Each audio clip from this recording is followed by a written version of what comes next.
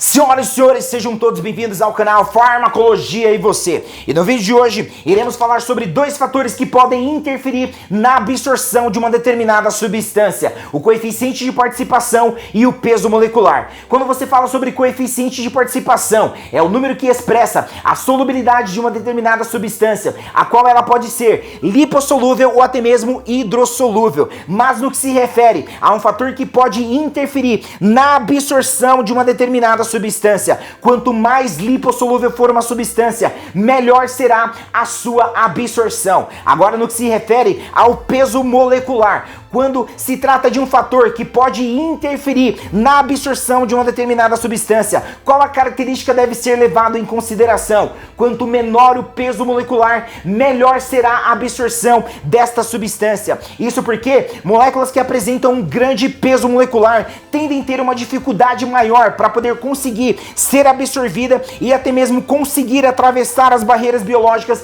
e chegar na corrente sanguínea. Então, no que se refere ao peso molecular, quanto menor o peso molecular aquela substância apresentar, melhor será a sua absorção. Desta forma, podemos declarar então que o coeficiente de participação, óleo em água e até mesmo o peso molecular pode sim interferir na absorção de uma determinada substância. Isso no que se refere à velocidade, quantidade e até mesmo extensão de absorção de uma determinada substância, levando sempre em consideração, quanto mais lipossolúvel for uma substância, melhor será a sua absorção. Isso porque a substância lipossolúvel, ela apresenta um caráter apolar, ou seja, a sua melhor ou até mesmo a sua maior solubilidade será em gordura ou até mesmo em óleo. E dentro do processo de absorção, ela se utilizará da difusão passiva para que ela possa conseguir se difundir pela bicamada lipídica, atravessar as barreiras biológicas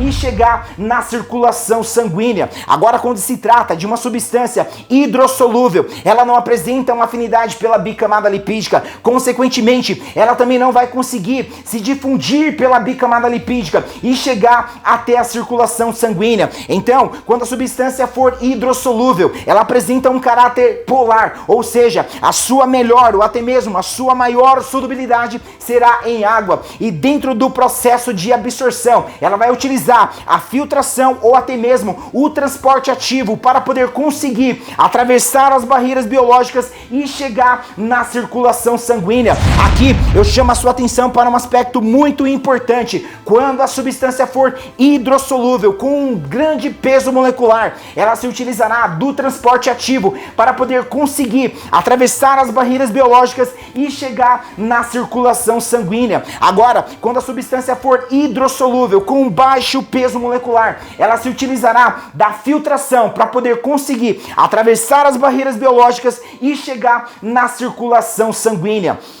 Então, na aula de hoje, nós vimos sobre dois fatores que podem interferir na absorção de uma determinada substância: o coeficiente de participação e o peso molecular. Coeficiente de participação é o número que expressa a solubilidade de uma determinada substância, a qual ela pode ser lipossolúvel ou até mesmo hidrossolúvel, levando sempre em consideração, quanto mais lipossolúvel for uma substância, melhor será a sua absorção. Já no que se refere ao peso molecular, quanto menor o peso molecular, melhor será a absorção desta substância, levando sempre em consideração, então, lipossolúvel e baixo peso molecular, melhor será a absorção dessa substância. Isso no que se refere à velocidade, quantidade e até mesmo extensão de absorção de uma determinada substância. Tudo isso dentro da farmacocinética, caminho percorrido pelo fármaco desde o momento da sua administração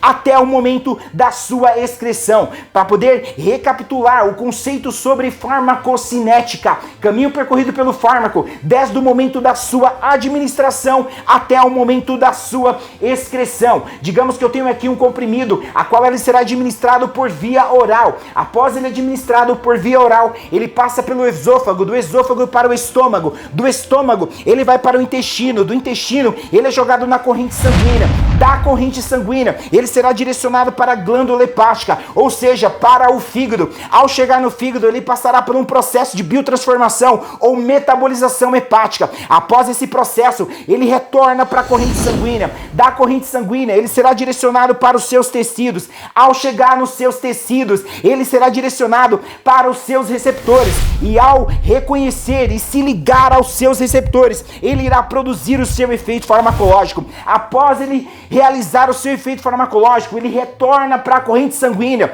aonde ele será direcionado para as vias excretoras para que ele possa ser excretado. Isto é farmacocinética, caminho percorrido pelo fármaco desde o momento da sua administração até o momento da sua excreção. Então, no vídeo de hoje nós falamos sobre dois fatores que podem sim interferir na absorção de uma determinada substância: coeficiente de participação e peso molecular. Para você que gostou do vídeo, compartilha com o maior número de pessoas que você puder. Isso me ajudará em muito e fará também com que o próprio YouTube passe a recomendar esse vídeo para mais e mais pessoas. Um abraço a todos, te vejo na próxima aula.